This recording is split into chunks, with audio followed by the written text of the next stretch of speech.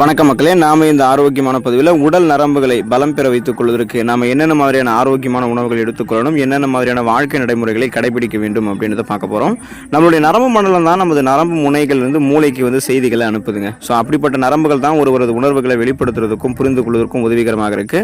நரம்பு மண்டலத்தை நம்ம ஆரோக்கியமாக வைத்திருக்க வேணும் அப்படின்னா அன்றாடம் தவறான உடற்பயிற்சிகளை செய்து கொள்வது முக்கியம். அதோட நரம்பு மண்டலத்தை வலுவாக வைத்துக் கொள்ளக்கூடிய ஊட்டச்சத்துக்கள் இருந்திருக்கக்கூடிய உணவுகளுக்கும் முக்கியத்துவம் கொடுக்கணுங்க. ஸோ அந்த உணவுகள் என்னென்ன அப்படின்ற பார்ப்போம். அதை பற்றி பார்க்கறதுக்கு முன்னாடி இந்த வீடியோக்கு மட்டும் ஒரு லைக் கொடுத்துட்டு தகவல் உங்களுக்கு தெரிஞ்சவங்களுக்கும் ஷேர் பண்ணிடுங்க.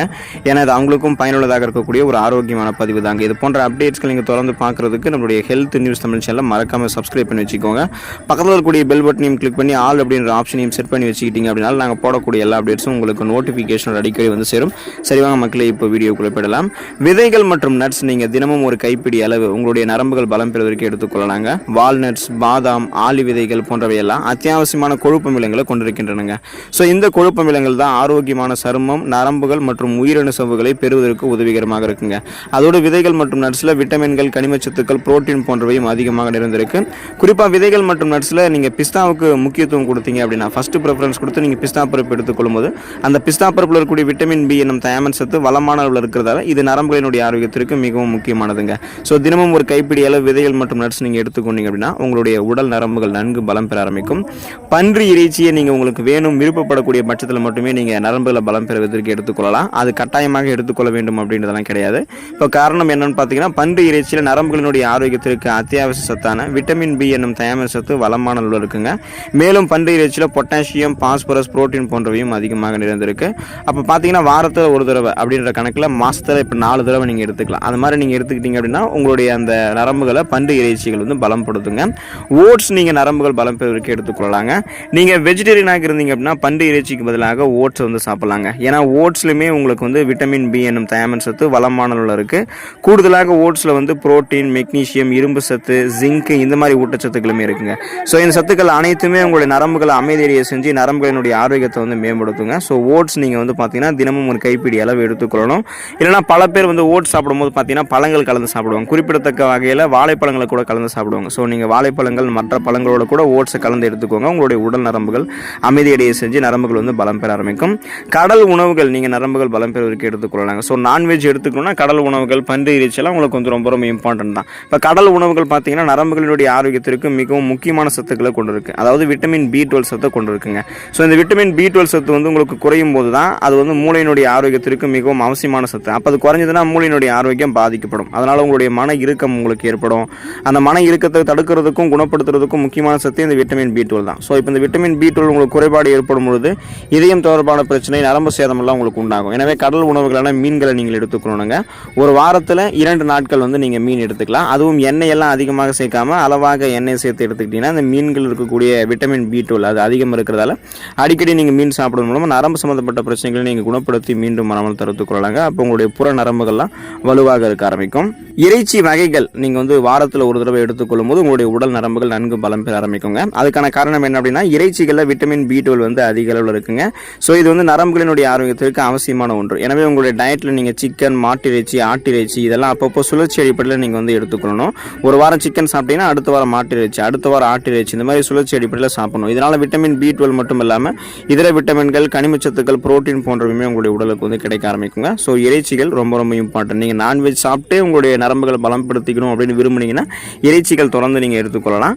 முழு தானியங்கள் நீங்கள் எடுத்துக்கொள்ளலாம். உங்களுடைய உடல் நரம்புகளை பலம் பெற வைக்கிறதுக்கு முழு தானியங்களான கைக்குத்தல் அரிசி, பார்லி, வார்கோதுமை அப்படின்னு சொல்லக்கூடியது தான் பார்லி, அப்புறம் திணை, இதெல்லாமே பார்த்தீங்கன்னா விட்டமின் பி அதிகமாக கொண்டிருக்குங்க. ஸோ அந்த விட்டமின் பி நரம்புகளினுடைய ஆரோக்கியத்திற்கு மிகவும் முக்கியமானதுங்க இல்லையா? அப்போ வளரக்கூடிய குழந்தைகள் ஆரம்பித்து இளைஞர்களை தொடங்கி முதியோர்கள் அனைவருமே தினமும் ஒரு கைப்பிடி அளவு பார்த்தீங்கன்னா முழு தானியங்கள் எடுத்துக்கொள்ளலாம். தங்களுடைய உணவுகளை தினமும் முழு தானியங்களை கலந்துக்கிட்டாங்க அப்படின்னா உங்களுடைய உடல் நரம்புகள் நன்கு பலம் பெற ஆரம்பிக்கும்.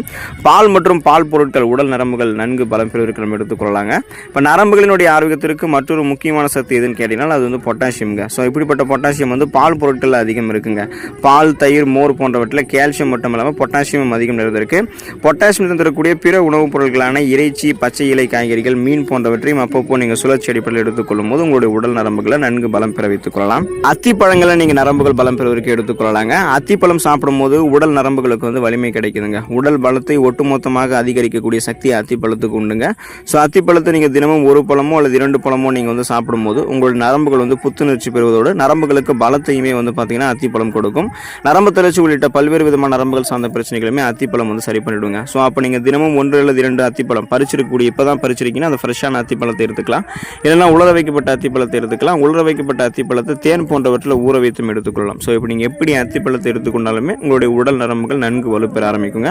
நரம்பு தளர்ச்சி உள்ளிட்ட பல்வேறு விதமான நரம்புகள் சார்ந்த பிரச்சனைகள் வந்து சரி செய்யப்படும். இப்போ நீங்கள் வந்து ஒருவேளை வயதானவர்களாக இருக்கீங்க, நரம்பு தளர்ச்சியெல்லாம் சரி பண்ணிக்கணும் அப்படின்னா வயதான காலங்களில் அத்திப்பழங்களை நீங்கள் எடுத்துக்கிறீங்க அப்படின்னா அப்போது நீங்கள் என்ன பண்ணக்கூடாதுன்னா அதிகப்படியாக எடுத்துக்கொள்ளக்கூடாது. ஏன்னா ஒருவேளை உங்களுக்கு வந்து சுகர் ப்ராப்ளம் இருந்துச்சுன்னா அது இன்னும் சுகர் ப்ராப்ளம் அதிகப்படுத்திடும். ஒருவேளை நீங்கள் சுகர் ப்ராப்ளம் இல்லாதப்ப அத்திப்பழத்தை அளவுக்கு அதிகமாக எடுத்துட்டிங்கன்னா இன்னும் உங்களுக்கு சுகர் ப்ராப்ளம் அதிகமாகிடும். ஸோ நீங்கள் தான் வந்து கவனமாக இருக்கணும். அப்போ அத்திப்பழத்தை அளவாக எடுத்துக்கொள்ளுங்கள், நரம்புகள் பலமாக இருக்கும். பிரண்டை கீரை நீங்கள் வாரத்தில் 2 முறை எடுத்துக்கொண்டீங்க அப்படின்னா உங்களுடைய உடல் நரம்புகள் நன்கு பலம் பெற ஆரம்பிக்குங்க. ஏன்னா உடல் நரம்புகளை நன்கு வலுப்படுத்தக்கூடிய சக்தி வந்து பிரண்டை கீரைக்கு இருக்குங்க. பிரண்டை கீரையை நீங்கள் உங்களுடைய உணவுகளை சேர்த்துக்கொள்ளும் போது உடலுக்கு வந்து பலம் கொடுக்கறது மட்டும் இல்லாமல் உடல் நரம்புகளையுமே பிரண்டை கீரை வந்து வலுப்படுத்தும். அது மட்டும் இல்லாமல் பிரண்டை கீரையை வாரத்தில் 2 முறை நீங்கள் சாப்பிடும்போது நரம்பு சம்மந்தப்பட்ட பிரச்சனைகள் உங்களுக்கு வந்து குணப்படுத்தப்படும், மீண்டும் வராமலும் தடுக்கப்படும். இப்போ நரம்பு சம்மந்தப்பட்ட பிரச்சனைகளை வந்து வந்ததுக்கப்புறம் குணப்படுத்திக் கொள்வதை விடவும் வராமல் முன்னாடி தடுக்கணும் அப்படின்னா நம்ம பிரண்டை கீரை வந்து நம்மளுடைய உணவுகள் வந்து எடுத்துக்கொள்ளாங்க. அதுக்காக நரம்பு தளர்ச்சி பிரச்சனையை வந்து பிரண்டை கீரை சரி பண்ணாது அப்படின்றது அர்த்தம் கிடையாது. சரி பண்ணிக்கிறதுக்கும் எடுத்துக்கலாம். முன்னாடியே வராமல் தடுக்கணும் அப்படின்னா வாரத்தில் 2 தடவை இப்போ இருந்தே நம்ம பிரண்டை கீரை சாப்பிடும்போது நரம்பு தளர்ச்சி இல்லாமல் நம்ம ஆரோக்கியமாக இருக்கலாம். பழங்களில் இன்னும் நீங்கள் மாதுளம் பழம் எடுத்துக்கொண்டீங்க அப்படின்னா உங்களுடைய உடல் நரம்புகளை நீங்கள் பலம் பெற வைத்துக் கொள்ளலாங்க. இப்போ நரம்பு மண்டலம் ஆரோக்கியமாக இருக்கிறதுக்கு மாதுளம் பழம் சாப்பிடுவது ரொம்ப ரொம்ப நல்லதுங்க. மாதுளம் பழம் சாப்பிடும்போது உடல் சூட்டை தணித்து உடலுக்கு வந்து குளிர்ச்சியை கொடுக்குதுங்க. இப்போ மாதுளம் பழம் நீங்கள் எடுத்துக்கொள்ளும் போது நரம்பு தொடர்பான பிரச்சனைகளை வந்து சரி பண்ணி உடலை அது வந்து பலப்படுத்துகிறது, நரம்புகளையுமே வந்து பலப்படுத்தும். அப்போ பார்த்தீங்கன்னா உடலில் வந்து உங்களுக்கு சூடாகிறத அதை வந்து சரி பண்ணிவிட்டு குளிர்ச்சிப்படுத்தி உடல் நரம்புகளை உங்களுக்கு மாதுளம் பழம் வந்து பலம் பெற வைக்குங்க. நெல்லிக்காய் நீங்கள் எடுத்துக்கொண்டீங்க அப்படின்னா உடல் நரம்புகள் பலமாக இருக்குங்க. நெல்லிக்காய் பற்றி தெரியாதுங்க இருக்க மாட்டாங்க. ஏன்னா இப்போ நெல்லிக்காய் சாப்பிடும்போது உடலுக்கு தேவையான ஸ்ட்ரென்த் அந்த பலத்தை வந்து நெல்லிக்காய் நம்ம கொடுக்குன்றது எல்லாருக்குமே தெரியும்.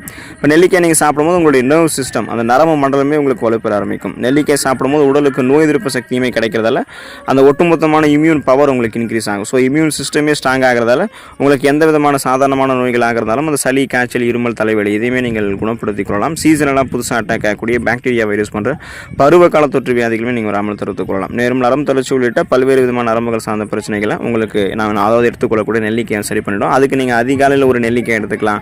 இல்லைனா பார்த்தீங்க அப்படின்னா நீங்கள் ஒரு ஊட்டச்சத்து குறைபாடால் அவதிப்படும் போது காலையில் வெறும் வயிற்றில் தண்ணீர் குடித்ததுக்கப்புறம் ஒரு 50 மில்லி லிட்டரில் வந்து நீங்கள் நெல்லிக்காய் ஜூஸ் எடுத்துக்கொண்டாலுமே உங்களுடைய உடல் நரம்புகள் வந்து பலமாக தாங்க இருக்கும். நீங்கள் வெற்றிலையை எடுத்துக்கொண்டீங்க அப்படின்னா உங்களுடைய உடல் நரம்புகளை நீங்கள் பலம் பெற வைத்துக் கொள்ளலாம். வெற்றிலையை நம்ம வந்து மென்று சாப்பிடும்போது நரம்பு சம்மந்தப்பட்ட பிரச்சனைகள் நமக்கு வந்து வராமல் தடுக்கப்படுகிறதுங்க. வெற்றிலை சாப்பிடும்போது நல்லா பசி எடுக்க ஆரம்பிக்கிறதால செரிமான கோளாறுகளையுமே தடுத்துக் கொள்ளலாம். உடல் நரம்புகளை நன்கு வலுப்படுத்தக்கூடிய சக்தி வந்து வெற்றிலைக்கு இருக்குங்க. ஸோ நம்ம வந்து எப்போதுமே இப்போ முதியவர்கள் வந்து வெற்றிலை எடுத்துக்குவாங்க, இளைஞர்கள் பெரும்பாலும் எடுத்துக்கொள்ள மாட்டாங்க. நீங்கள் கனமான மதிய உணவு சாப்பிட்டதுக்கப்புறம் வெற்றிலையெல்லாம் எடுத்துக்கிட்டிங்கன்னா அது உங்களுடைய செரிமானத்தையுமே மேம்படுத்தும், உடல் நரம்புகளை நன்கு வலுப்படுத்தும். ஸோ இந்த உணவுகளை நீங்கள் தொடர்ந்து சுழற்சி அடிப்படையில் எடுத்துக்கொண்டீங்க அப்படின்னா உங்களுடைய உடல் நரம்புகள் இரும்பு போல வலுவடைய ஆரம்பிக்குங்க. புற நரம்புகள் வலுக்குறைவு தடுக்கப்பட்டு நரம்பு தளர்ச்சி உள்ளிட்ட பல்வேறு விதமான நரம்புகள் சார்ந்த பிரச்சனைகள் குணப்படுத்தப்பட்டு மீண்டும் வராமல் தடுக்கப்படும். ஸோ நீங்கள் நலமோடு வாழலாம். அதை நீங்கள் பயன்படுத்திக்கோங்க. அடுத்த ஆரோக்கியமான பதிவில் மறக்காமல் சந்திப்போம். நன்றி மக்களே.